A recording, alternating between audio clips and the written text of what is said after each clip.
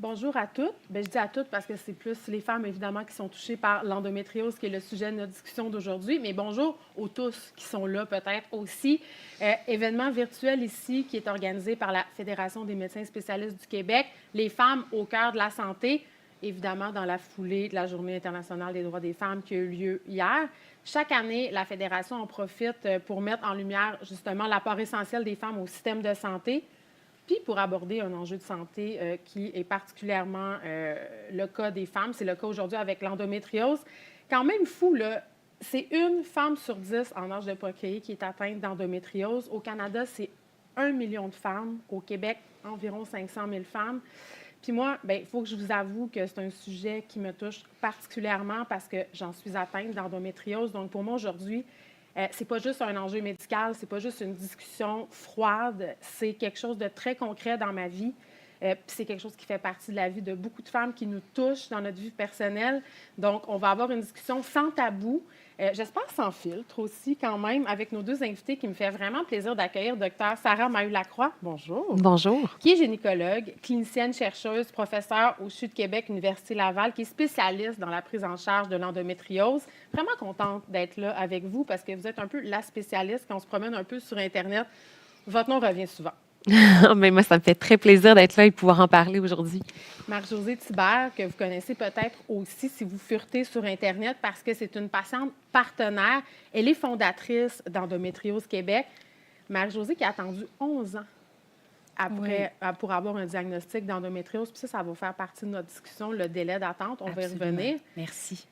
Transformer ton expérience personnelle en moteur de sensibilisation et d'action, toi, c'est ça qui anime ton cœur. Oui, absolument. Ça a donné du sens à ce que j'ai vécu, à ce que des milliers de femmes vivent, je dirais des millions à travers le monde, mais 500 000 au Québec. Donc, oui, c'est devenu le moteur, une grande mission de vie, finalement, qui a fait changer ma trajectoire autant professionnelle que personnelle. Là, j'ai dû transformer beaucoup de choses, mais c'est devenu un moteur de changement, un moteur d'action pour transformer les choses et donner du sens à ce qu'on vit qui n'en fait pas souvent du sens. Là. Donc, on va commencer par la base. L'endométriose, même si des fois on en est atteinte, on ne comprend pas toujours c'est quoi exactement puis qu'est-ce qui se passe dans notre corps. Oui. Alors, l'endométriose, c'est du tissu qui ressemble à de l'endomètre qui va se retrouver à l'extérieur de l'utérus. Donc, l'endomètre, c'est le tissu à l'intérieur de l'utérus qui, à chaque mois, va grossir pour accueillir une grossesse. Mais si jamais il n'y a pas de grossesse, il va y avoir la menstruation. Donc, l'endomètre va être expulsé par l'utérus dans un contexte qui va être quand même assez inflammatoire. Lorsqu'on a du tissu comme ça, comme de l'endomètre, à l'extérieur de l'utérus, on va avoir des lésions qui vont répondre à ces fluctuations-là hormonales, qui vont créer de l'inflammation, souvent de la douleur, et qui vont se retrouver principalement au niveau du pelvis, mais on peut aussi avoir, dans certains cas plus rares, des lésions plus à distance de l'utérus dans le corps. Ça a été décrit dans à peu près tous les organes, les lésions d'endométriose, mais c'est vraiment plus rare, surtout au niveau pelvis, des fois le diaphragme, souvent au niveau digestif ou urinaire qui peut aussi avoir des lésions, ça c'est plus classique. Donc, c'est une maladie inflammatoire chronique. Exactement, oui. Là, on a sollicité les gens, vous avez été super nombreuses à participer pour qu'on puisse poser vos questions aujourd'hui. Puis quelque chose qui est revenu vraiment souvent dans les commentaires puis dans les questions, c'était faire un peu la différence entre c'est quoi l'endométriose versus l'adénomyose. Oui. Moi, c'est même un mot que je ne connaissais pas. Oui. Alors, l'adénomyose, c'est une maladie qu'on retrouve très souvent en présence d'endométriose. Donc, il y a à peu près 50 des femmes qui ont de l'endométriose qui vont aussi avoir cette maladie-là, qui est aussi du tissu qui ressemble à de l'endomètre, qui n'est pas au bon endroit. En fait, au lieu d'être juste à l'intérieur de l'utérus, sur la surface interne, c'est des lésions qui vont aller s'incruster dans le muscle utérin. Donc, en plus des douleurs et de l'infertilité, ça peut aussi créer des saignements abondants. Donc, l'utérus, en ayant des glandes à l'intérieur, va souvent être plus volumineux, puis va moins bien contracter pour fermer les vaisseaux et arrêter le saignement menstruel. Est-ce qu'on peut avoir les deux en même temps? On peut avoir les deux en même temps. C'est très commun comme association. Bon, je pense que il y a beaucoup de femmes qui, à un moment donné, ont grandi, Dr Maheu, puis Marie-Josée, je pense que tu pourras en témoigner. Je m'excuse, je t'ai dit tu. Vous pouvez en témoigner. sur les douleurs menstruelles, c'est-à-dire qu'on s'est un peu fait éduquer en se faisant dire qu'avoir mal quand on est menstrué ou qu'on a ses règles, c'est normal, ça fait partie de la vie d'être une femme. Mais à un moment donné, t'en viens de demander c'est quoi une douleur menstruelle normale? Ça, vous devez vous faire poser la question. Oui. Là.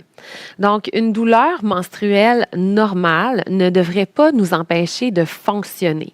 Donc, si on a de la douleur qui est très facilement soulagée par un peu de Tylenol ou un anti-inflammatoire, qu'on arrive à fonctionner, que ça limite pas nos activités, ça, c'est de la douleur menstruelle qui est normale. Dès qu'on a un impact sur notre fonctionnement, que ça nous crée une souffrance, que ça nous empêche d'avoir une vie normale, c'est tout à fait anormal. Souffrance physique, mais souffrance peut-être aussi psychologique? Tout à fait. Parce qu'on a beaucoup de gens qui nous rapportent que de vivre avec la douleur comme ça, la douleur qui peut être liée à l'endométriose, c'est de la douleur menstruelle, mais qui peut s'intensifier avec le temps. Donc, qui peut devenir de plus en plus sévère jusqu'à en être même parfois en dehors des menstruations, des douleurs aussi aux relations sexuelles. Donc, c'est des douleurs qui peuvent avoir un impact très important sur la vie des femmes, jusqu'à créer même une douleur morale, surtout dans le cas de femmes qui recherchent de l'aide, qui parfois ne retrouvent pas l'aide qu'elles méritent. Donc, on sait qu'il y a de l'errance diagnostique, qu'il y a de l'amélioration à faire là, à ce niveau-là. Bien, Marie-Josée, j'ai envie de vous demander comment l'endométriose a affecté votre vie, puis avec Endométriose Québec, vous voyez aussi comment ça affecte la vie de beaucoup de femmes dans leur quotidien. Oui, puis tu sais, moi, je suis là aujourd'hui, effectivement, comme patiente partenaire et comme fondatrice d'Endométriose Québec, mais je m'inspire de tous les témoignages que j'ai entendus depuis 10 ans, donc depuis qu'on a fondé l'organisme. Mais je reviens sur ce que vous venez de dire. C'est que je dis souvent que l'endométriose, c'est une maladie. Elle est dans le corps. Mais avec le temps qui passe, l'errance, les symptômes vont augmenter. Et tant qu'on ne trouve pas qu'on n'a pas notre diagnostic, qu'on ne trouve pas le bon spécialiste, la bonne ressource, puis qu'on ne sait pas ce qui se passe, bien, il y a ce doute-là qui s'installe et l'impact est beaucoup plus grand que sur le corps. Donc, effectivement, moi, je dis souvent que ça a des ramifications dans toutes les sphères de la vie. C'est des couches qui s'ajoutent. La vie de couple, ça revenait souvent. La vie de couple, l'intimité, le travail. Puis moi, ça a débuté à l'école comme plusieurs, là, mensuellement. J'étais à l'époque où il y avait des infirmeries dans les écoles. Bon, ça fait longtemps. J'allais à l'infirmerie à chaque mois, puis à un moment donné, c'était au-delà de chaque mois, parce qu'on parle beaucoup des menstruations, mais comme le disait le Dr Maheu, ça touche au-delà de l'utérus et du cycle menstruel. Donc, plus les années passent, plus les symptômes deviennent variés aussi. Ça coûte cher à la société. C'est ça qu'on oublie souvent. Tu sais, je lisais des données, c'est 1,8 milliard que ça coûte au Canada. Cette maladie-là, 30 millions seulement au Québec en hospitalisation, de l'absence au travail, de l'absentéisme. Puis je lisais des témoignages. Puis même moi, à un moment donné, quand ça m'arrivait, je me disais, à un moment donné, mon patron, il comprendra plus que je rate à ce point-là du boulot parce que je lui dis, ben j'ai trop mal au ventre pour venir travailler. Donc, c'est vraiment vrai, les répercussions, on n'exagère pas. Tout le monde, on le vit vraiment. Mais, docteur Maheu, à quel moment on doit consulter? T'sais? Parce que je pense aussi que parfois, dans notre perception de la douleur, on a l'impression qu'on est un peu mal fait ou c'est nous qui ne sommes pas capables de prendre la douleur, de la gérer, qu'on n'est pas fait forte, entre guillemets. Dès qu'il y a un impact sur notre fonctionnement, on devrait consulter. Donc, si cette douleur-là vous inquiète, vous devriez consulter. Il y a des investigations à faire. On a des traitements qu'on peut mettre en place. Donc, vraiment, dès qu'il y a un impact sur la qualité de vie. Puis, parce que c'est important, il y a des choses qu'on peut faire pour éviter les conséquences de l'endométriose. Si on met en place un traitement efficace précocement, on peut éviter que les lésions progressent. On peut parfois éviter des lésions qui peuvent créer de l'infertilité plus tard dans la vie.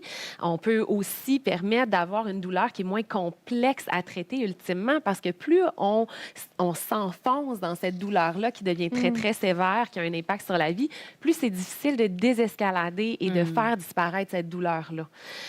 Donc, vraiment, il faut consulter, il faut aller chercher de l'écoute, aller chercher un professionnel qui va nous prendre en charge. J'ai beaucoup aussi la question qui je consulte. Donc, les médecins de famille sont formés pour faire... Il y a plein de choses qu'on peut mettre en place dans la première ligne. Il y a l'échographie pelvienne qu'on peut avoir. On peut commencer des traitements. Puis lorsqu'il y a un échec au traitement, là, on peut aller vers la deuxième ligne, consulter un gynécologue et parfois, même avec les gynécologues, on peut être référé vers un spécialiste en endométriose. C'est sûr que je ne peux pas m'empêcher de parler du manque d'accès, là. Parce que, tu sais, je disais tantôt, votre nom revient sans arrêt. Tu sais, pour les patientes atteintes ou qui pensent être atteintes d'endométriose, c'est l'idée de voir un spécialiste ou une spécialiste, c'est comme le rêve, mais on sait qu'il y a beaucoup de gens qui n'ont pas accès à ça. Puis ces personnes-là se retrouvent un peu livrées à elles-mêmes avec leur douleur. Puis, tu sais, quand tu vas dans une clinique sans rendez-vous, je veux dire, le médecin, il n'y a pas nécessairement le portrait global. Il t'a vu une fois, ça a duré 15 minutes. Oui. Ça, qu'est-ce qu'on fait avec ça? Bien, c'est vrai que c'est difficile. J'ai à chaque jour des patientes qui me racontent aussi qu'elles ont consulté, mais elles ne se sont pas senties comprises ou écoutées. Il y a beaucoup de patientes qui sont très émotives parce que c'est un long cheminement avant qu'elles aient enfin leur diagnostic. Puis, il faut comprendre que lorsqu'on souffre autant, on aime avoir une explication. C'est angoissant de ne pas comprendre pourquoi on a mal. Donc, des fois, on se fait proposer des traitements, mais on ne sait pas exactement ce qu'on a, puis on comprend de plus en plus que ce doute-là est un problème. Donc, il y a beaucoup d'avancées au niveau du diagnostic présentement, puis les patientes nous rapportent, moi, dans mes recherches, les patientes nous rapportent l'importance du diagnostic et de comprendre pour améliorer leur qualité de vie. Avant de prendre, il y a beaucoup de traitements qui sont hormonaux, donc avant de prendre un traitement hormonal à long terme. On va en parler du diagnostic dans quelques instants, mais j'ai envie d'entendre Marie-Josée sur son expérience, justement, j'ai envie de dire son chemin de croix, là, parce que c'est un peu ça. Oui, moi, après 11 ans, dans le fond, premier symptôme à 13-14 et diagnostic à 25. Oui. Donc, après plusieurs consultations, donc effectivement, le moment où on a le diagnostic, quand ça fait 11 ans qu'on est à la recherche d'une réponse, on a l'impression qu'on vient de gagner à la loterie et qu'il y a quelque chose qui se termine. Donc ça fait beaucoup de bien. On a quelqu'un qui nous entend. Moi, je me souviens de Dr. Serge Rousseau, qui était à l'époque un des grands spécialistes. Il y en avait peu, il y en a de plus en plus, mais qui m'avait dit, il m'avait regardé dans les yeux et il m'avait dit « Je te crois ». Et ce moment, à chaque fois que j'en parle, j'essaie de me ramasser l'émotion parce que j'ai dit « Il me croit ». Et ensuite, il m'a montré des photos de ce que c'était. Donc là, j'avais une image de ce que j'avais dans mon corps qui n'était pas dans ma tête. Je ne voulais pas pleurer, mais c'est raté. Mais en même temps, tu sais. Alors, le fait de croire la patiente, mais aussi, je dirais, d'arriver préparée. Moi, je suis arrivée là pleine d'émotions, mais je suis aussi arrivée là avec une histoire qu'on a pris le temps d'écouter. Parce que, je dis souvent, on n'est pas des expertes, on n'est pas des spécialistes, mais on est les plus grandes expertes de notre propre corps, je pense. On n'a pas toujours les bons mots, le bon vocabulaire, mais si on nous écoute, on sait où on a mal, on sait ce qu'on vit au quotidien. Fait que je pense que c'est cette connexion-là, le fait de me faire regarder dans les yeux, de me faire dire d'abord que j'étais crue. Après ça, j'ai compris que c'était comme le début d'une grande aventure. Bon, c'était pas la fin, mais disons que ça devient un levier extraordinaire parce que là, moi, je pouvais entrer comme dans la reprise de pouvoir parce que je pouvais m'informer, je pouvais m'éduquer, je me sentais plus outillée déjà d'avoir mon diagnostic puis d'être en présence d'un spécialiste qui allait m'aider là, pour quelques années. Mais c'est vrai que c'est très émotif, ce moment-là du diagnostic. Moi, je me rappelle, le médecin m'avait tendu une boîte de Kleenex parce que je pleurais puis il avait dit « Faites-vous-en pas, tout le monde pleure ici. » Parce que, justement, tu sais, ça fait des années que tu attends. Puis il y a aussi toute l'histoire des femmes de notre famille aussi. Tu sais, quand vous disiez on est les professionnels de notre corps, mais on est aussi les professionnels de nos histoires, des histoires de nos mères, de nos grands-mères. Puis peut-être qu'à l'époque, ces femmes-là, elles parlaient moins de ces douleurs-là parce que c'était tabou. Il fallait que tu te la fermes un peu puis que tu ravales. C'était un peu normal. Mais moi, quand je regarde ma mère puis ma grand-mère, clairement, rétrospectivement, elles devaient avoir de l'endométriose. Puis ma question, Dr. Maheu, c'est est-ce que c'est génétique? En fait, oui, il y a vraiment une grande prédisposition familiale. Donc, lorsqu'on a quelqu'un du premier degré, comme une mère, une sœur ou une fille qui a de l'endométriose, notre risque va être de 4 à 5 fois plus grand. Donc, c'est vraiment le facteur de risque le plus élevé. C'est pas automatique, par exemple? C'est pas automatique. Okay. C'est pas automatique, mais c'est sûr qu'on peut croire que ça a pu contribuer à la banalisation dans les familles des symptômes. Moi aussi, j'ai eu mal comme ça, mais par contre, ça demeure pas normal. Qu'elles transmettent leurs trucs, là. Moi, je faisais ci, je faisais ça, oui, je buvais une tasse d'eau exactement. chaude. Mais pendant ce temps-là, tout ce qui soulage la douleur, ces petits trucs-là de grand-mère qui peuvent aider, certainement, vont pas quand même freiner la maladie. Ça va soulager la douleur, mais sans empêcher que la maladie progresse. Donc, c'est bien important qu'on ne banalise pas les symptômes. Puis, c'est quelque chose qui a probablement contribué au fait qu'il y a beaucoup de gens qui ont eu des retards diagnostiques. C'est tabou dans la société, on banalise. Puis, même dans la communauté médicale aussi, il y a des femmes qui ne se sont pas senties comprises. Puis, ça peut retarder le diagnostic de ne pas se sentir écoutée, comprise et prise au sérieux. Sur la douleur, Oui. est-ce que c'est vrai que la douleur n'est pas toujours proportionnelle à l'étendue de la maladie dans notre corps? Tout à fait. Donc, la douleur, c'est quelque chose de tellement complexe qui est régi par plusieurs facteurs. Donc, on a une façon de classifier la maladie, puis on sait que même dans les formes qui vont être plus légères, avec des lésions plus superficielles, il peut avoir énormément de douleurs de créer. On n'a pas toute la même façon de réagir à l'inflammation. On n'a pas tout le même système nerveux, la même innervation. On n'a pas aussi toutes les mêmes expériences de vie, les accommodements dans notre vie qui vont faire que la douleur va être plus facile à gérer.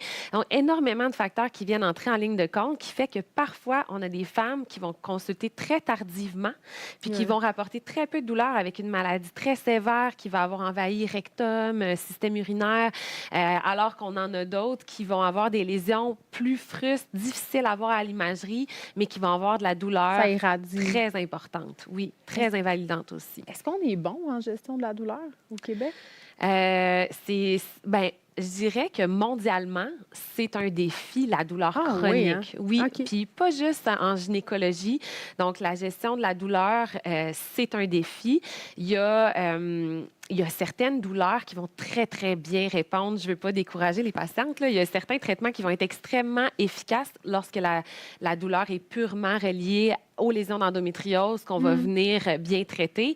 Mais par contre, la douleur étant parfois multifactorielle, il y a des cas extrêmement complexes qui peuvent être difficiles à gérer. On a beaucoup de médicaments qu'on peut prendre, mais qui peuvent créer des effets secondaires. Beaucoup aussi de méthodes complémentaires qu'on peut utiliser. Le mieux en douleur très sévère, c'est d'aller le s'outiller de plein de choses différentes qui vont venir nous aider à calmer tranquillement puis revenir à une vie normale. Marie-Josée, je vous voyais acquiescer. Ça a l'air de vous parler, la gestion de la douleur. Oui, absolument. J'ai un petit peu oublié où je voulais aller. Là. J'étais juste très d'accord avec ce que le docteur Maheu disait. Mais est-ce que ça a été compliqué pour vous de la gérer, la douleur? Qu'est-ce que vous constatez chez Mais chez en les fait, oui, voilà. Ce à quoi je pensais, c'était justement quand vous parlez de tout ce qu'il y a autour. Moi, j'ai envie d'aller vraiment vers les personnes atteintes puis de donner un conseil là, très, très concret. Absolument. Je pense que moi, ce qui m'a le plus aidé, c'est le journal de bord. Puis j'en parle beaucoup. Puis j'en parle depuis des années. Puis je vais me répéter toute ma vie, je pense. Mais ça a été au cœur d'une transformation personnelle. Et puis ça peut être un journal, souvent même quand on va rencontrer... C'est quoi le journal de bord? Oui, voilà. Quand on va rencontrer un spécialiste pour la première fois, ça va arriver qu'on va se faire dire par le bureau du médecin, bien, préparez peut-être quelques informations, vos derniers cycles. Donc, c'est on va tenir un journal comme ça nous tente dans notre cellulaire sur papier à notre goût. Mais l'idée, c'est de noter sur quelques mois les symptômes qu'on vit. Puis moi, j'élargis là, au-delà du cycle menstruel, mais je vais vraiment... Si on vit des grands stress, ce qu'on mange, on le note. Et donc, à un moment donné, à force, puis moi, je pense que 2-3 mois, c'est minimalement, là, on pourrait tenir ça sur une année, mais c'est que ça fait en sorte qu'on va faire des associations. Souvent, quand on est atteint d'endométriose, ça a des ramifications partout. On a des douleurs digestives, on a des douleurs menstruelles, on a des migraines, on a des grands épisodes de fatigue. Puis là, d'arriver dans le bureau du médecin puis de faire du sens dans le bon ordre, c'est pas évident. Donc, c'est un outil non seulement pour apprendre à se connaître, parce que, comme je le disais récemment, on parle beaucoup, de plus en plus des endométrioses. Je ne sais pas si les médecins ici au Québec vont être d'accord, mais parce qu'il y a autant d'endométriose qu'il y a de personnes atteintes. La présentation de la maladie va varier. Donc, en tenant un journal, on se connaît nous-mêmes. Donc, des fois, moi, ça m'a permis de faire des associations. Il y a des douleurs que j'avais qui n'étaient pas liées à l'endométriose. Il y en a d'autres que oui, mais j'avais des douleurs inflammatoires qui étaient liées à certaines choses que, par exemple, l'alcool ou des choses comme ça. Donc, ça m'a permis de faire des associations. Et quand on arrive dans le bureau de notre médecin, on n'est pas obligé d'y apporter notre journal au complet. Mais avec les informations qu'on a tirées de ça, bien, c'est merveilleux pour le professionnel de la santé parce que lui, il ne nous connaît pas. Donc, la personne qu'on consulte, elle ou lui, Donc, ça lui donne de l'information super Mais importante c'est vrai. pour la suite des choses. Parce qu'il y a plein de choses qu'on peut lire quand on joue à des groupes de soutien sur les habitudes de vie, l'alimentation. Puis moi, j'aime ça, l'idée qu'il y ait plusieurs endométrioses parce que vous parliez de l'alcool. Oui. Pour certaines, ça peut être les produits laitiers qui vont faire réagir. Tu sais, chacune est unique. Là, moi, je me rappelle, à un moment donné, j'avais arrêté plein d'affaires, puis j'y allais par élimination. Puis à un moment donné, c'est ça, tu te fais ta propre petite carte personnelle. Ça c'est vrai? C'est tout à fait vrai. OK. Chaque femme est différente. Même dans la réponse au traitement qu'on va essayer, c'est bon d'avoir un journal qui rappelle aussi, bien, on a mal à combien sur 10, c'est quoi les différents symptômes de douleur, puis après ça, qu'est-ce qui a fonctionné ou non. Donc, qu'est-ce que j'ai eu comme effet secondaire? L'expérience de la patiente va nous guider sur quel autre choix thérapeutique on va prendre par la suite. Donc, c'est extrêmement important, puis on répond vraiment pas tous de la même façon. Donc, tout ce qu'on va faire qui va aider notre douleur va clairement aider globalement à se sentir mieux. Puis, ce journal-là va vraiment nous guider à, OK, bien moi, avec telle molécule, parce que malheureusement, l'expérience de nos proches, de nos amis, c'est pas bon. Puis on veut tous faire ça, on veut aller Oui. valider, puis toi, On tu l'as voudrait pris. sauter une étape. Oui. Puis c'est vrai que c'est... Mais dans la majorité des cas, si on fait une règle de pouce, c'est des méthodes qui ont été bien étudiées qui vont fonctionner dans 80 des cas. Donc, on a une majorité de chances que ça fonctionne pour nous. Puis, il faut l'essayer. Ça se peut que ça ne fonctionne pas. Après ça, il va falloir faire un autre choix, mais il faut bien le documenter, le pourquoi, parce que ça va nous guider pour la suite. Puis, il faut se faire notre expérience personnelle parce qu'on est toutes faites différentes. On a des récepteurs hormonaux qui sont différents. On a des façons de réagir qui sont différentes. Donc, il faut apprendre à se connaître, puis on est les meilleurs pour se connaître soi-même. Les délais des diagnostics, on en parle un peu. 5 ans en moyenne, ça peut aller jusqu'à 20 ans. Moi, j'ai eu mon diagnostic à la fin de ma trentaine. Ça fait 4 ans que j'ai mon diagnostic. Puis ça fait très longtemps que je cherche ce que j'ai. Je ne suis pas la seule. Je ne vais pas ramener ça à moi, mais je pense que, tu sais, il y a beaucoup de gens qui vont Oui. se reconnaître. Marie-Josée, oui. ça a pris 11 ans. Comment on la diagnostique, l'endométriose? Aujourd'hui, on a-tu fait des progrès par rapport à avant? C'est quoi le chemin pour que ça aille Oui. vite, j'ai envie de dire? On a fait des progrès. Il faut dire qu'on a parlé là, des délais diagnostiques, entre autres par la banalisation des symptômes des menstruations, Ouais, puis les douleurs, tout ça. aussi les tabous autour des menstruations. Il y a aussi que, il faut le dire, c'est un domaine qui a été sous-financé, autant en recherche qu'en soins de santé. Comme beaucoup de dossiers qui touchent les femmes. Les femmes, exactement. Puis là, on sent qu'il y a des avancées au niveau du diagnostic. C'est juste que l'accès est encore limité, mais c'est sûr qu'à l'échographie pelvienne, d'abord, on suit vraiment au questionnaire. Donc, quand c'est de bien questionner la patiente, bien écouter les Mais ça, symptômes. c'est-tu chez notre médecin de famille que ça Chez se le passe? médecin de famille. OK. Puis il y a des médecins de famille aussi qui ont un bel intérêt en santé des femmes. Donc, tu sais, on a des très, très bons médecins de famille qui peuvent tout à fait entamer une investigation, débuter un traitement. À l'échographie pelvienne, il faut comprendre que des fois, on va voir des lésions. Souvent, ça va être des kystes d'endométriose, des endométriomes. Mais c'est loin d'être toutes les lésions d'endométriose. Beaucoup de lésions peuvent être manquées. Donc, si on voit une lésion d'endométriose, on peut diagnostiquer l'endométriose. Par contre, beaucoup de lésions sont manquées, donc une échographie normale ne va pas exclure le diagnostic. Il y a aussi que dans l'échographie pelvienne de base, on devrait, de plus en plus, on recommande qu'on devrait aller voir s'il y a des adhérences entre le rectum et l'utérus qui peuvent être un signe indirect d'endométriose. Ça peut aider à en détecter plus. Mais l'idéal, c'est d'avoir des imageries avancées. Maintenant, on a fait des progrès au niveau des échographies, des résonances magnétiques. Lorsqu'on a un expert qui est formé pour l'endométriose, qui lit ces résonances magnétiques-là ou qui fait les échographies, on arrive à avoir des lésions. Mais là, vous avez dit quelque chose d'important. Oui. Quand on a des experts qui sont capables de les lire. Donc, est-ce que tous les radiologues et tous les techniciens, techniciennes du moment sont formés pour détecter l'endométriose? Non, parce que c'est vraiment c'est vraiment quelque chose qui est en continuelle évolution et il y a de l'éducation médicale continue qui se fait constamment, mais en effet, c'est pas tout le monde qui est expert. Puis, dans des mains non expertes, il y a des lésions qui peuvent encore une fois être manquées. OK. Mais qu'est-ce qu'on fait comme patiente pour être sûr que ça n'a pas été manqué? Que ça n'a pas été manqué. Je ne peux pas vous faire un hot seat, là. Non, mais en fait, c'est vraiment quelque chose c'est plate, mais quand l'imagerie est négative et qu'on a des symptômes qui sont importants, Ouais. faut continuer à aller de l'avant. Donc, c'est une des questions qu'on doit se poser. Est-ce que mon imagerie a été lue par un expert? Donc, c'est une des choses à vérifier puis qu'on essaie de former les médecins à faire, là, de vraiment avoir On revient des toujours à alliances ça, hein? Être avec- proactif dans son être dossier. proactif dans son Ouais. dossier. C'est pas tout à le monde fait. qui a les ressources pour être proactif dans son dossier. C'est ça l'affaire, des fois, qui arrive, Non, puis là, on Marie-Josée. parle même à la base. Tu sais, c'est ça. Nous, on prône beaucoup ça, d'être actif dans notre parcours de soins. Ouais. Mais je comprends. Moi, je travaille en communication, puis quand c'est ma santé personnelle, je suis une très mauvaise On n'est pas bon, communicatrice. On c'est n'est ça. pas bon. On sort du bureau, on dit « Ah, j'ai oublié de demander ça. Ouais. » Fait que c'est pour ça que je dis, le plus on se prépare avant, puis pendant, en parallèle, il ne faut pas hésiter à poser des questions, comme le dit Dr Maheu. C'est sûr que, puis Endométriose Québec, des associations comme ça, c'est là aussi la communauté qu'on a créée à la base, c'est vraiment pour dire, tu sais, si on avait un seul message à l'époque, puis c'est encore beaucoup ça, c'est vous n'êtes pas seul. Parce qu'il y a beaucoup de solitude derrière cette spirale de symptômes qui peut s'installer. Je suis encore émotive, mais je me retiens.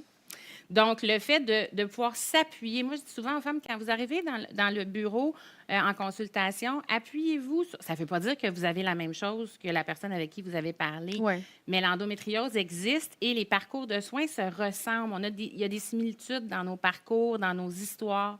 Donc, de s'appuyer sur la communauté, tout en étant là pour vous, mais on est là pour ça aussi. Tu sais, c'est important parce que cette solitude-là, elle amène la souffrance morale dont on parlait au début. Puis des fois, le fait de ne pas avoir eu un diagnostic dans les premières années, bien, on se décourage ou les premiers mois. Puis là, bien, on ne reconsulte pas. Et ça, c'est une très mauvaise Puis, idée. vous savez, des fois, quand on a un problème de santé envahissant, comme peut l'être l'endométriose à cause des douleurs et tout ce que ça peut donner autour, on se sent lourd aussi pour nos familles, nos proches, nos enfants. Tu sais, puis juste d'en parler avec d'autres personnes qui l'ont, tu te sens moins un poids parce que tu dis, ils doivent tellement être écœurés de m'entendre me plaindre que j'ai mal, que je suis fatiguée. D'entendre, c'est ça, de pouvoir connecter avec des gens qui comprennent dans quels souliers on marche à tous les jours. Ouais. Ça n'a pas de Ça fait prix, du bien. là, ça fait du bien. Un autre truc dont on entend beaucoup parler pour le diagnostic de l'endométriose, Dr Maheu, ce sont les tests salivaires qui auraient été développés en France. C'est quoi? Est-ce que c'est scientifiquement valable? Si oui, est-ce que ça s'en vient ici? Oui. C'est basé, en fait, sur les micro-ARN qui sont vraiment là, un domaine vraiment intéressant en médecine. Là. Il y a beaucoup de nouveautés avec les micro-ARN. C'est un test qui, dans les études, s'est montré là, vraiment très intéressant. Il manque encore de la validation pour être accepté là, au Canada, mais ça a commencé à être commercialisé en France. Donc, c'est probablement quelque chose qui s'en vient. Ça ne nous permet pas de dire, bon, les lésions sont où, à quel point elles sont sévères. Donc, l'imagerie demeure vraiment un pilier. Mais pour celles... C'est comme un marqueur, finalement, qu'on va venir détecter. Dans la salive. Puis dans la prise de sang, ils ne voient rien? Les micro-ARN peuvent être faits sur le sang. C'est juste que c'est plus stable pour la salive. Ce qui est intéressant, ça peut être envoyé là, dans une enveloppe, ça peut rester sur le comptoir. Donc, c'est pour ça que c'est une belle avancée, puis c'est aussi bon que dans le sang. Mais pour les femmes qui ont une imagerie négative, qui vivent encore avec la douleur, bien, au lieu d'avoir recours à la chirurgie... Exploratrice, mettons? Exploratrice pour aller voir les lésions, les traiter sur le champ si jamais on en trouve. Mais ça peut permettre d'éviter la chirurgie en faisant le test salivaire, puis en disant, là, oui, il y en a ou il n'y en a pas. Ça pourrait même être vu aussi pour trier, pour les gens qui ont moins accès aux imageries avancées, de dire déjà de faire le test. Donc, c'est une nouveauté là, qui va probablement s'en venir. Bon, on a parlé des fameuses opérations. Je pense qu'il y a beaucoup de femmes qui les craignent ou qui les espèrent. Ça dépend où est-ce qu'on est rendu, des fois, dans le désir de soulagement. Les options de traitement. Oui. Il y en a plusieurs. Vous avez dit tantôt que ce n'est pas tout le monde qui répond de façon similaire à ces traitements-là. Oui. Parlez-nous un peu des possibilités. Oui. Alors, il y a les traitements que j'aime appeler suppressifs. Donc, c'est des traitements qui sont hormonaux, mais qui vont aider à freiner la maladie. Donc, vraiment, là, des bonnes évidences dans la littérature qu'on arrive à freiner. On les rend atrophiques, donc inactives. La lésion ne va pas disparaître. Si on arrête le traitement hormonal, la lésion va redevenir active. Arrête les de symptômes grossir. vont revenir. Mais au moins, elle arrête de progresser.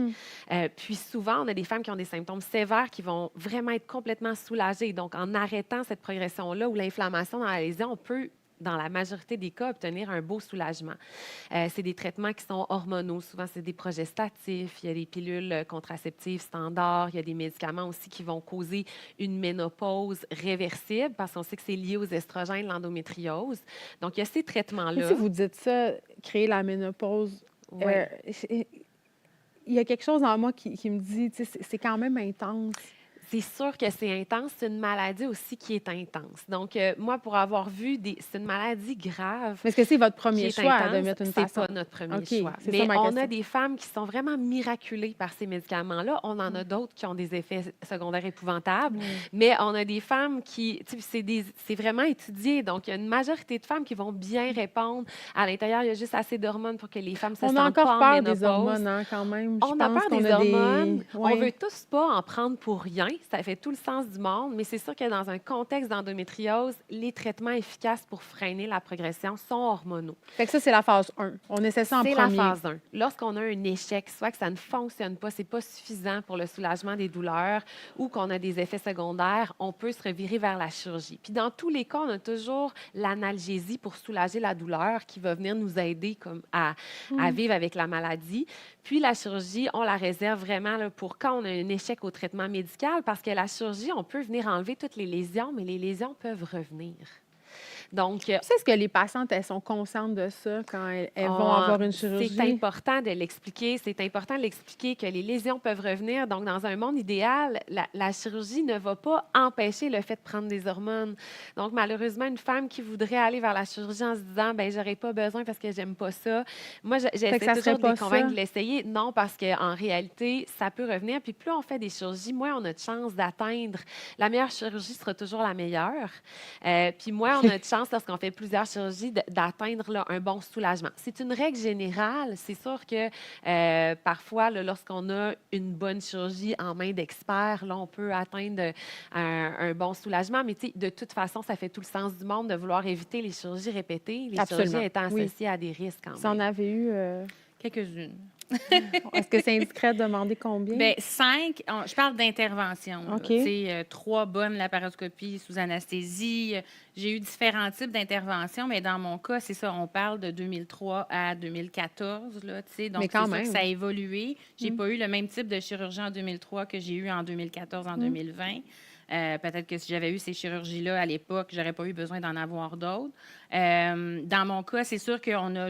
Puis je pense que dans tous les cas, on essaie de préserver la fertilité aussi à travers vouloir soulager la personne atteinte. Donc, c'est sûr que si j'avais eu, tu sais, on m'a retiré, sans rentrer dans le détail, là, ovaire gauche, tu sais, à un moment donné, je comprends que si on avait tout enlevé, peut-être que... Mais en même temps, c'est pas une solution. C'est ça, j'allais demander, l'hystérectomie. C'est ça. Tu sais, moi, le but, c'était de préserver ma fertilité à travers tout ça. Mais je ne suis pas nécessairement une référence. C'est pas normal, je pense, Dr. Maheu, d'avoir 5 chirurgies, mais sur le nombre d'années où moi, j'en ai été atteinte, ben il y a eu une évolution au niveau des... Puis c'est quelque chose qu'on voit communément. C'est quelque chose qu'on essaie d'éviter maintenant avec l'amélioration de la médecine, mais il y a beaucoup, beaucoup de patientes qui ont vécu ça. C'est certain qu'on parlait de l'utérus. Bien, souvent, les femmes, ils se demandent pourquoi on leur demande ça. Le désir de fertilité est vraiment important parce que nous, oui, on se rend compte qu'en enlevant l'utérus, parfois, on a une meilleure amélioration de la qualité de vie ou du moins une diminution du risque de réopération. Donc, oui, c'est une question qui est importante. Lorsque la famille est complétée, on va souvent enlever toutes les lésions en bloc avec l'utérus parce qu'il y a beaucoup de lésions qui vont être enchâssées autour de l'utérus. On va vouloir préserver les ovaires pour éviter la ménopause précoce qui a des graves conséquences là, sur la santé de la femme. Donc, parfois, des fois, la maladie est trop sévère dans l'un des ovaires. On va vouloir garder au moins un. Juste avec un, au moins, on évite la ménopause précoce. Parce que les hormones continuent d'être sécrétées. Exactement. OK. Exactement. Mais l'hystérectomie, c'est hormones. souvent présenté comme étant un peu la solution miracle à l'endométriose. En fait, ou l'endomètre, c'est d'avoir une bonne chirurgie où on va enlever toutes les lésions. Donc, une femme qui n'aurait pas fait encore ses bébés ou qui veut avoir d'autres bébés, on peut tout à fait aller faire une chirurgie où on va enlever toutes les lésions d'endométriose, on excise les lésions, on fait une bonne imagerie préopératoire pour aller voir les lésions sont où, puis être le plus complet possible. C'est simplement que parfois, dépendamment de la sévérité de l'atteinte, l'étendue des lésions, ça peut être un défi lorsqu'on doit préserver l'utérus. On a eu beaucoup de questions sur les hormones bioidentiques. Oui. Bon, là, essayons de démêler tout ça. Est-ce que pour l'endométriose, les hormones bioidentiques, ça peut être une solution? Est-ce que c'est mieux? Oui, il y a eu beaucoup de médiatisation des hormones bioidentiques, puis on aime ça parce qu'en fait, au niveau moléculaire, ça va être parfaitement la même molécule que notre corps produit. Mm. Par contre, il faut comprendre que pourquoi on a développé des hormones synthétiques, c'est que souvent les hormones synthétiques qui ont été étudiées pour l'endométriose vont être plus stables, une meilleure demi-vie, un résultat qui va être un peu plus prédictible. Donc, en endométriose, les traitements étudiés vont pas être du bioidentique, mais on ressent un besoin de par nos patients de tenter le bioidentique. De un, la progestérone micronisée, par exemple, qui a été développée pour les femmes avec ménopause, les doses, les hormones diminuent après la ménopause, les doses sont vraiment pas suffisantes pour Ça prend traiter de beaucoup de l'endométriose. progestérone. Il faudrait prendre au moins 3 comprimés de progestérone micronisée. Donc, il faut vraiment faire grimper les doses. Souvent, la réponse va être beaucoup moins prédictible. Moi, j'ai pas beaucoup d'expérience positée. Ça me dérange pas de l'essayer. C'est pas dangereux, mais c'est quand même associé à des coûts où on doit prendre 3 fois la dose. Ouais. Puis, souvent, le résultat sera pas aussi bon, alors qu'on a des données très solides sur les hormones synthétiques que notre corps ensuite va transformer. Donc, il faut comprendre que même si c'est une hormone synthétique, elle est faite pour que notre foie, notre corps le transforme dans l'hormone qui va venir stimuler nos récepteurs et faire le travail nécessaire pour contrôler cette maladie-là qui est sévère. Est-ce qu'on peut penser que pour gérer une maladie comme l'endométriose chronique, là, ou qui amène de la douleur chronique, est-ce qu'on peut penser qu'une approche multidisciplinaire, ça serait peut-être une bonne idée? Parce que j'ai pas l'impression que... Je vais donner la parole à Marie-Josée parce qu'elle dit oui, oui, oui. Parce que, tu sais, outre l'expertise d'un médecin de première ligue et tout ça, puis peut-être d'un spécialiste quand ça se complique, tu sais, j'ai l'impression qu'on bénéficierait d'avoir une équipe Ah oui. de soins. Ça, c'est le rêve ultime. Là. Moi, c'est mon rêve ultime. Puis je pense qu'on s'en va tranquillement vers ça. Moi, je me suis fait proposer par un gynécologue d'aller en physiothérapie périnéale. Fait que il y a une ouverture, là, je veux dire, il y a un livre qui est sorti tout récemment, je la nomme parce que c'est une loyale partenaire d'Endométriose Québec, Céline Salomé, qui est nutritionniste, qui a sorti un livre justement sur l'importance de ne pas partir non plus dans des modes là, d'alimentation anti-inflammatoire. Moi, je me suis commandé ça là, au début, le livre d'aliments. Je mangeais, je notais tout. Un moment donné, c'était comme... Elle a vraiment une approche très scientifique d'abord et équilibrée de la nutrition. Mais ça, c'est un exemple. Il y en a plusieurs. Donc, je pense que oui, d'abord, comme je le disais tantôt, en tenant un journal de bord, on identifie certains symptômes, on fait des corrélations. Et des fois, c'est pas en gynéco, ça va être avec un gastroentérologue, ça va être ou avec, comme je le disais, là, physiothérapie, nutrition. Il y en a qui vont en médecine alternative. Mais on peut-tu parler de psychologue aussi? Oui, oui. C'est un peu là, je voulais aller. Ça, c'est la base, un soutien. Puis ça, j'ai envie de passer un message très clair là, aux personnes atteintes. Puis je sais que c'est difficile. Des fois, on est dans les interprétations, mais parce qu'on se fait dire des fois que notre douleur est dans la tête, tu sais. Puis ça, c'est très dur à prendre. Ou qu'on fait juste penser à ça, donc c'est pire. C'est ça qu'on génère. Mais je veux dire, moi, oui, la douleur est dans le corps, mais c'est vrai que la perception de la douleur, elle est dans la tête. Puis moi, j'ai envie de vous dire, c'est un levier vers la reprise de pouvoir. Tu sais, il y a justement avec le soutien d'un ou d'une bonne psychologue, plusieurs sont spécialisés en douleur chronique. Moi, je ne le savais pas. Il y a des psychologues qui sont spécialisés là-dedans pour nous outiller dans notre quotidien. Et ça fait une grande différence parce que quand je parlais de la spirale avec les années qui passent, bien, à un moment donné, on devient, je m'excuse l'expression, là, mais comme un paquet de nerfs. On est en hypervigilance, on est dans notre système nerveux. Hypervigilance, c'est vraiment le bon mot. C'est fou, là. Oui. Donc, comment on casse ça? Comment on sort de ça? C'est pas seulement avec un bon spécialiste de la maladie, c'est avec une équipe. Dans un monde idéal, Dr Maheu, est-ce qu'on aurait un accompagnement? Parce que vous en faites, pas de l'accompagnement psychologique. Là. Bien, oui, c'est ça. Mais tu sais, j'aimerais rappeler qu'on parlait comment il y a tellement de types de patientes différentes. Il faut savoir que parfois, on va commencer un traitement, puis il y a des femmes qui vont avoir une réponse immédiatement avec une première ligne de traitement, puis ça va être super. D'autres fois, on a des cas extrêmement sévères de douleurs complexes, et là, c'est primordial. On a les évidences qui montrent que si on les accompagne bien avec une approche multidisciplinaire, avec un bon médecin de famille présent qui parle avec un spécialiste en endométriose, avec un physiothérapeute, un psychologue spécialisé en douleur, peur parce que ça vient affecter tous les aspects de la vie. On le sait que c'est là qu'on a le plus de succès. Malheureusement, les femmes sont obligées d'aller avec leurs assurances privées. On voudrait des cliniques à l'hôpital. Ce dont on parle, où c'est un les gens monde de se licorne, parlent. là, où tout serait... là, c'est Mais pas ça. c'est primordial qu'on ait ça parce qu'on a les évidences que ça marche, puis on doit travailler ensemble en équipe, se parler. C'est difficile de parler à tous les physiothérapeutes de la ville qui voient mes différentes patientes. Ben oui, On voudrait, puis c'est des sous aussi pour les patientes, on voudrait que les patientes puissent avoir accès à ces soins-là. Puis il faut comprendre aussi que parfois, l'endométriose, c'est une maladie extrêmement sévère au niveau de l'atteinte des organes. Ça peut obstruer certains organes dans différentes formes sévères. Donc, parfois, même pour nos chirurgies, on doit travailler avec des chirurgiens digestifs qui décident de se spécialiser pour avoir une expertise en endométriose. Donc, on peut avoir des urologues également. Donc, on travaille souvent multidisciplinaire aussi pour les chirurgies complexes. Et on doit avoir accès à des centres experts en endométriose pour tous ces aspects-là. Parlons d'avenir quand même, parce que c'est un peu pour ça qu'on est ici. Oui. J'espère pour donner un peu d'espoir. En tout cas, moi, j'en ai. Docteur Maillot, au niveau de la recherche, là, qu'est-ce qui vous donne le plus d'espoir qu'on s'en va justement quelque part dans une meilleure gestion pour les patientes qui sont atteintes de ça? On a longtemps parlé de l'endométriose comme si c'était une seule maladie. Oui, puis incurable. Puis... Oui, où il n'y avait pas beaucoup de solutions parce qu'elle n'était pas assez étudiée. Mais maintenant, on apprend à mieux connaître les différents sous-types. Donc, moi, je rêve vraiment là, d'une approche qui va être beaucoup plus ciblée sur le patient qu'on a devant nous. Donc, on apprend à mieux comprendre comment prédire quel traitement va mieux fonctionner versus un autre, quelles sont les approches qui vont être le plus bénéfiques, mais sans être obligé de passer par toutes les étapes laborieuses. Oui, et c'est ça. Donc, on voudrait l'éviter. C'est certain, avoir un meilleur accès aux approches diagnostiques, on le sait maintenant que ça va avoir ça va faire une différence énorme. Puis moi, je le sens aussi que les médecins, pour avoir fait des entrevues avec plusieurs d'entre elles et d'entre eux, ils veulent savoir, ils veulent aider, sont intéressés à en apprendre plus sur la maladie parce qu'ils voient dans leur bureau là, qu'il y a des femmes qui souffrent. La coalition EndoAct, c'est quoi ça? C'est un regroupement, en fait, EndoAct de médecins, de chercheurs, de cliniciens, de patientes partenaires comme moi, pour la travers le Canada, qui se sont réunis pour poser des actions concrètes là, pour transformer les choses aussi au niveau des décideurs et de nos gouvernements.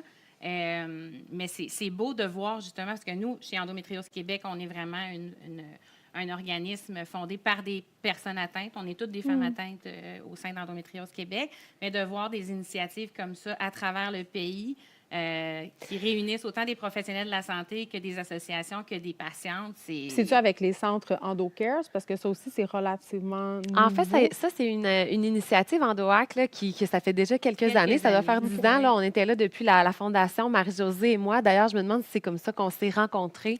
Mais c'est vraiment des actions politiques où on écrit, il faut faire parler de la maladie, il faut des événements comme aujourd'hui, il faut en parler. C'est une maladie qui est très fréquente, hein, une femme sur 10, alors qu'il y a encore tellement de gens dans la rue qui ne savent pas c'est quoi. Donc, EndoAct, c'est vraiment c'est de l'éducation aussi. Puis d'aller chercher des fonds. Professionnels et patients. Je lisais de l'information sur la maladie pour me préparer aujourd'hui. Puis on disait qu'il y a plus de femmes qui souffrent d'endométriose au Canada que de femmes qui font du diabète. Oui, alors que tout le monde sait c'est quoi le diabète. Oui, puis il y a tellement moins de recherches. Très clair là, quand on a un diagnostic de diabète. On est pris en charge, puis on sait où est-ce qu'on s'en va. Il y a des cliniques spécialisées qui prennent globalement, qui s'assoient avec toi, qui expliquent comment bien prendre. On a vraiment un besoin pour ça en endométriose. Si vous aviez, en terminant, une seule chose à dire ou à faire pour améliorer la vie des femmes qui sont atteintes d'endométriose, ça serait quoi? Peut-être du côté humain puis du côté médical?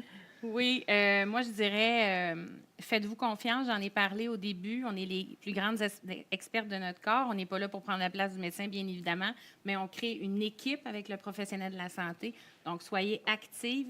Appuyez-vous, venez nous voir chez Endométriose Québec dans le sens réunissons-nous virtuellement. On aura peut-être des événements éventuellement, mais ne perdez pas espoir. Et même si ça fait plusieurs années d'errance médicale, plusieurs années de symptômes, il y a toujours moyen de reprendre du pouvoir sur sa santé et j'en suis la preuve vivante. Là. Donc, c'est pas un message d'espoir vide, c'est un message senti qui vient d'une expérience vécue.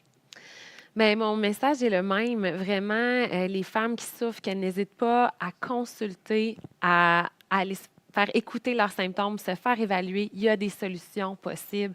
Donc, c'est vraiment important d'aller consulter, expliquer leurs symptômes, puis qu'on les évalue justement. Merci vraiment pour cette conversation-là, pour l'ouverture aussi, Dr Maheu, parfois avec mes petites questions un peu plus épicées. Merci beaucoup. Merci, Geneviève.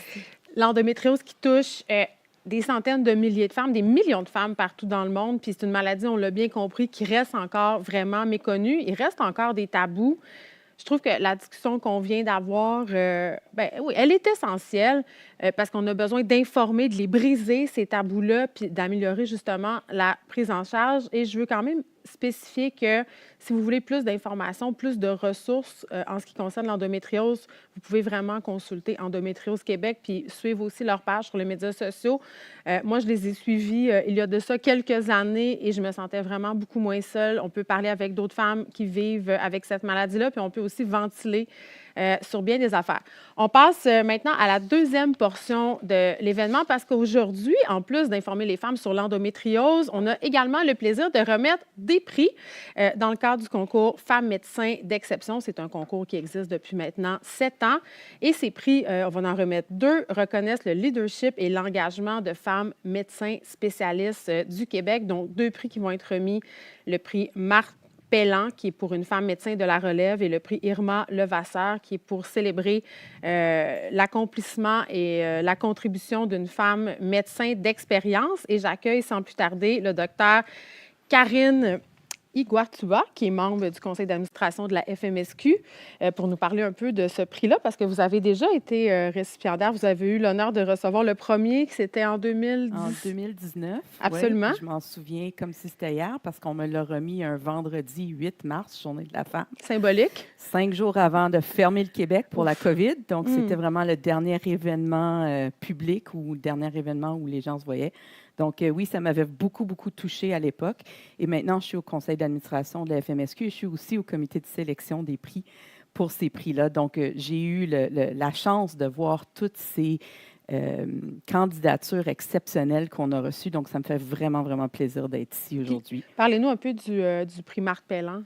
Donc, le prix Marthe Pellan, c'est un prix pour la relève médicale. Donc, on parle tôt en carrière. Tôt en carrière, pour nous, c'est les 10 premières années de pratique. Oui, je comprends bien. Ce ne sera pas la première année. C'est ça. OK.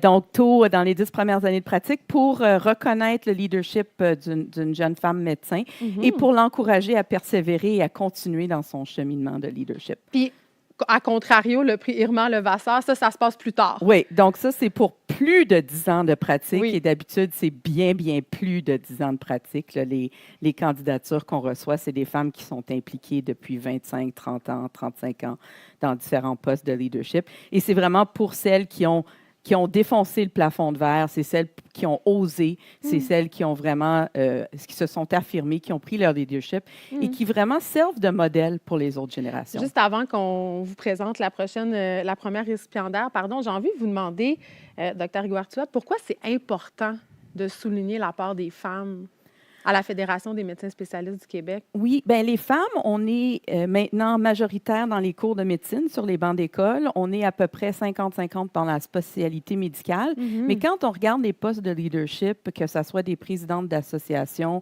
que ce soit des présidents de CMDP, des chefs de département, tout ça, on est encore très minoritaires, les femmes. Et je pense, oui, c'est vraiment important d'encourager les femmes à prendre leur place. Je pense qu'on a un leadership qui est un peu différent du leadership masculin. Il y a en fait plein de littérature là-dessus. Là, on a fait un webinaire là-dessus l'année dernière. Mais vraiment, c'est important parce qu'on a quelque chose de différent à contribuer au réseau. Il ne faut pas avoir peur d'oser prendre notre place. Et quand on ne voit pas de modèle, bien, on ne se voit pas, on ne se projette pas. Donc, je pense que c'est important pour la Fédération de souligner ces femmes-là parce que ça permet aux autres, aux plus jeunes, aux autres dans le réseau, de voir que c'est possible et de s'imaginer. C'est un petit peu comme le... Je peux pas passer un épisode sans parler de hockey, là, mais c'est comme voir le hockey professionnel féminin qui donne cet engouement-là puis cette énergie-là aux jeunes filles qui jouent au hockey maintenant au Québec. C'est tellement important. Absolument. Je vous laisse présenter notre première récipiendaire pour le prix Marthe Pellan. Oui, donc cette année, on remet le prix Marthe Pellan à une lauréate qui est une gériatre. Elle est aussi une leader médicale, mais elle est aussi une chanteuse lyrique. Et J'ai tout aimé, oui. Oui, J'adore. on a eu le plaisir de l'entendre à notre party de Noël. Donc, je peux confirmer, effectivement, une excellente chanteuse. C'est une clinicienne engagée. Elle incarne une vision profondément humaine du vieillissement. C'est quelqu'un qui a été inspiré par la force du lien thérapeutique. C'est ça qui l'a amené en médecine. Et puis, elle a décidé d'aller en gériatrie pour avoir un impact concret sur le vieillissement de la population. Comme on le sait, au Québec, là, c'est un enjeu, là, le vieillissement de la population. Très tôt dans sa carrière, elle s'est imposée comme une leader associative. Donc, dès 2019, elle était au CA de son association, donc l'Association des médecins gériatres du Québec. Elle est devenue vice-présidente en 2023 et depuis 2025, c'est elle la première présidente femme de cette association. Sur le plan académique, c'est aussi quelqu'un dont le leadership s'est imposé rapidement. Elle est directrice du programme de gériatrie de l'Université McGill. C'est quand même rare que les directeurs de programme soient si tôt en carrière, en passant. Elle offre aussi une formation en leadership médical pour mieux outiller la relève. Elle comprend l'importance d'outiller les médecins à bien communiquer et à négocier pour faire avancer leurs projets. C'est une clinicienne qui est innovante aussi. Elle a mis sur pied une équipe interdisciplinaire pour les personnes âgées à l'hôpital de Sainte Mary's, un programme qui a été finaliste du prix Hippocrate. D'ailleurs, l'urgence de Sainte Mary's, c'est une des seules urgences, ou peut-être même la seule, qui est certifiée friendly des aînés. Je ne sais pas exactement c'est quoi le terme, mais Amis des aînés. Amis des aînés, Oui. c'est ça. Elle participe aussi à la création d'une clinique externe de gériatrie en partenariat avec la Fondation de la Fédération des médecins spécialistes parce qu'il y aura un volet et un espace dédié pour les proches aidants dans cette clinique.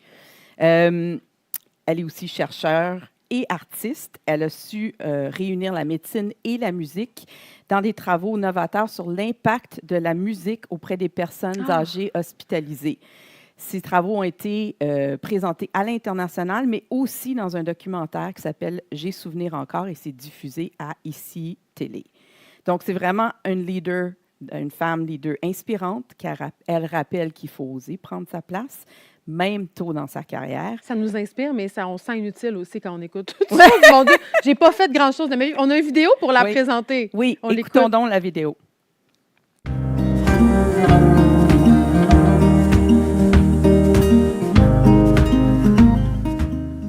Au cours de mes études en médecine, quand j'ai fait mon stage en gériatrie, j'ai vraiment adoré cette spécialité-là, en particulier parce que j'aimais aller à la rencontre des histoires des personnes âgées.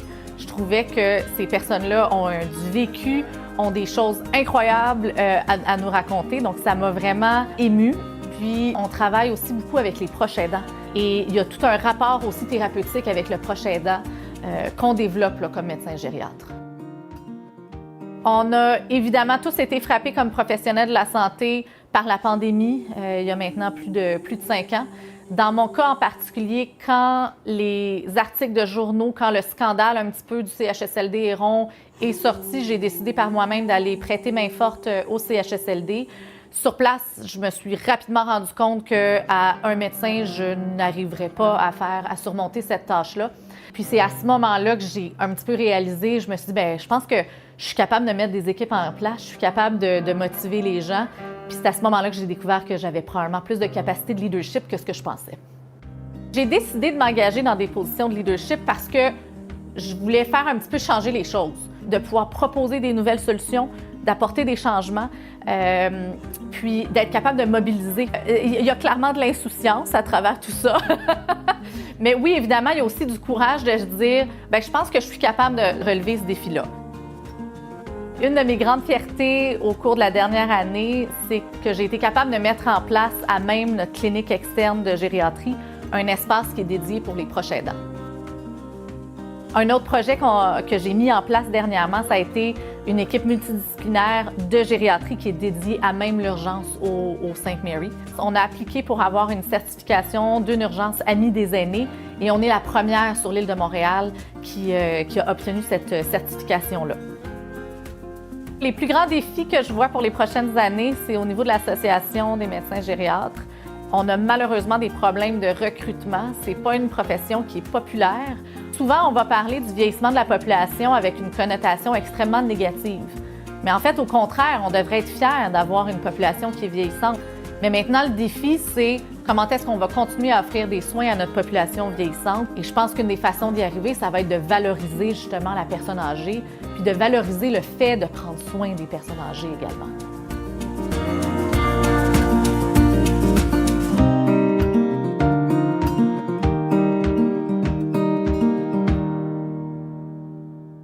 Docteur Julia Chabot, c'est tellement inspirant, vous êtes inspirante. C'est magnifique. Bravo. Est-ce que vous voulez dire quelques mots? On vous donne votre prix. J'ai l'honneur de te donner le prix, Merci Julia. beaucoup. Bravo. Je suis très émue. Un gros merci pour ce magnifique prix-là. C'est quand même particulier parce qu'en fait, c'est le conseil d'administration de l'association qui m'avait mis en nomination. Donc, je n'étais pas du tout au courant. Donc, ça a été une superbe surprise. Mais je pense que quand ça vient de nos collègues, quand ça vient de nos pairs, il y a vraiment quelque chose encore plus touchant. J'aimerais ça parler, en fait, quand on parle de leadership des femmes, en fait, puis dans tous les domaines. Je pense qu'on a souvent le syndrome de l'imposteur. Dans mon cas, souvent, je me disais, mais comment est-ce que je peux être un bon médecin, une bonne maman, une bonne leader? Puis j'avais peur de ne pas être capable de tout réconcilier ça ensemble. Puis je voudrais dire aux femmes qui nous écoutent de ne pas avoir peur, finalement, de plonger. Puis, un petit peu comme tu disais tantôt, cette complémentarité-là au niveau du leadership, d'avoir des hommes, d'avoir des femmes est tellement importante. Donc, vraiment, de ne pas avoir peur de se lancer. Puis, évidemment, tout ça, ça ne serait pas possible sans mes collègues à l'hôpital qui sont fantastiques, sans ma division qui travaille tellement fort tous les jours. Puis, je dois vraiment remercier mon mari qui... à chaque fois que je reviens à la maison en disant « j'ai une nouvelle idée », j'ai un nouveau projet, quelque chose de nouveau que je veux partir, qui reste encore là, puis qui continue à m'encourager. J'adore. qui continue vraiment à me supporter parce que c'est vraiment des choses que c'est moi aujourd'hui qui reçois ce prix-là, mais il y a tout plein de monde en arrière, là, vraiment, pour supporter. Merci. Bravo, Julia. Bravo, Dr. Chabot. On passe au prix Irma Levasseur. Je vous laisse présenter... Donc, le prix Irma Levasseur, c'est, comme on disait, pour une femme qui a gravi les échelons, celle qui a déjà défoncé, qui n'a pas eu peur de foncer. Et cette année, nous avons j'ai l'honneur de présenter ce prix-là à une ORL, donc une otorhinolaryngologiste. Je me suis pratiquée otorhinolaryngologiste. C'est bon, hein? Oui. Oui, moi, j'ai essayé de le pratiquer en anglais aussi. Oh là là, je pas là. Alors, une ORL accomplie qui est du Centre universitaire de santé McGill. C'est vraiment une figure phare dans sa spécialité. Elle est reconnue pour son leadership médical qu'elle a exercé avec vision, audace, humanité, tant au sein de notre hôpital qu'au sein des organisations internationales. Elle a su transformer tout au long de sa carrière la pratique de l'ORL en plaçant l'innovation, mais aussi l'inclusion et la transmission des savoirs. Donc, c'est quelqu'un qui a été présidente de la Société canadienne d'otorhinolaryngologie et de chirurgie cervico-faciale.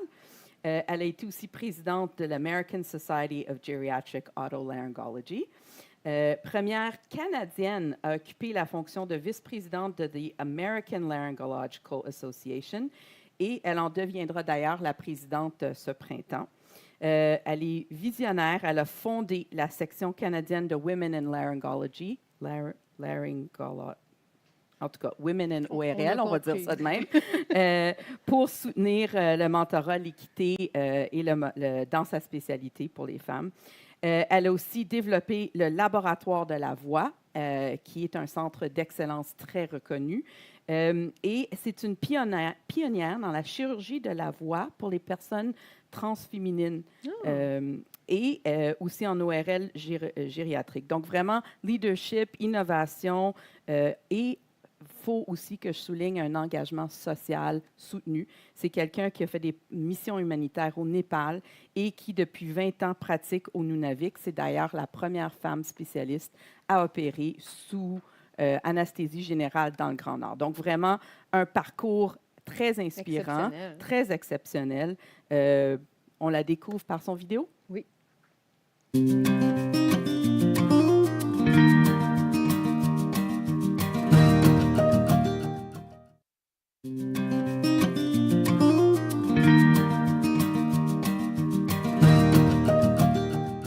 Mon Mon oncle, qui venait de l'ouest du Canada, était médecin généraliste.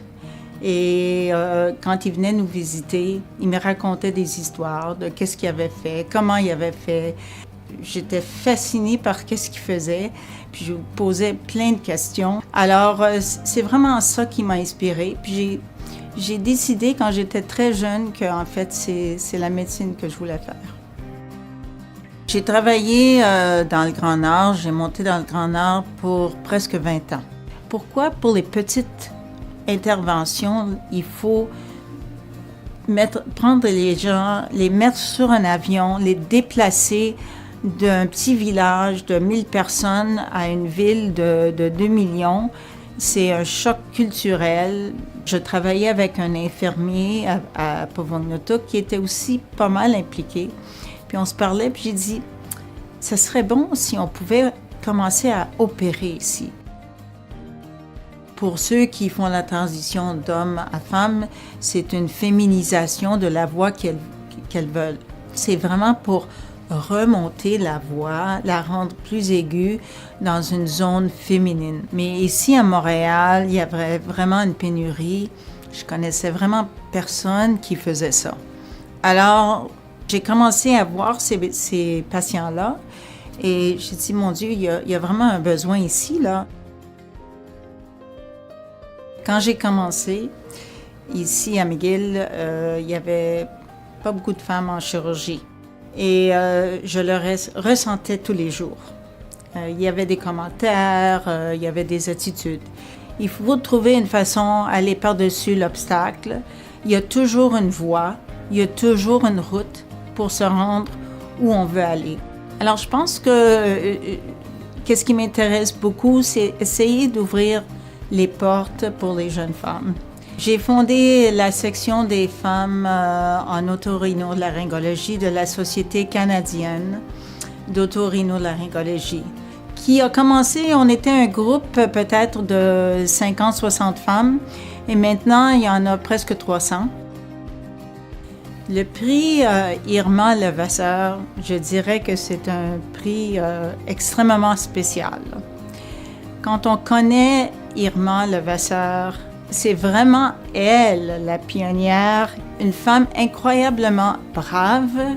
Alors, je pense que ce serait difficile d'avoir un plus grand honneur que celui-là.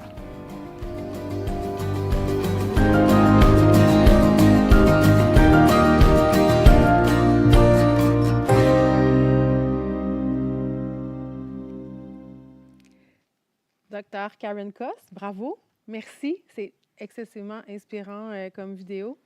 Je vous invite à lui remettre le prix. Oui, donc bravo, Dr. Coste. Je suis vraiment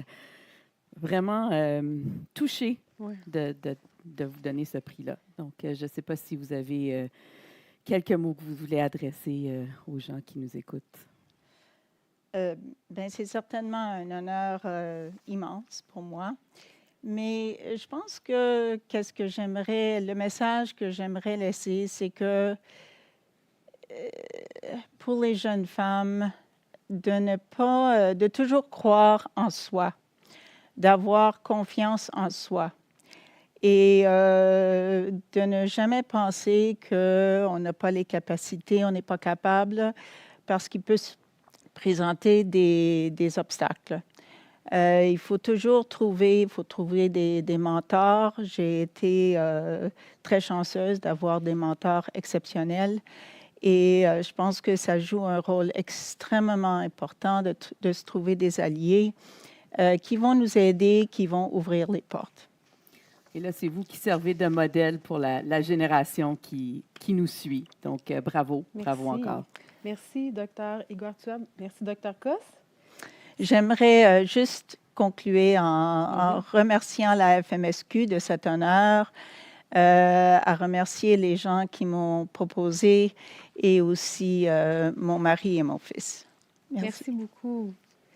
c'est ce qui conclut notre rencontre d'aujourd'hui. Merci beaucoup d'avoir été avec nous. Je vous rappelle qu'il y aura un webinaire le 23 mars qui a pour but de former les médecins pour améliorer le diagnostic de l'endométriose. Puis pour celles et ceux qui trouvaient peut-être que c'était allé un peu vite les informations, juste vous dire que cette vidéo-là, vous allez pouvoir la réécouter sur la page de la Fédération des médecins spécialistes du Québec et sur leur page YouTube aussi. Merci beaucoup. Je vous dis au revoir.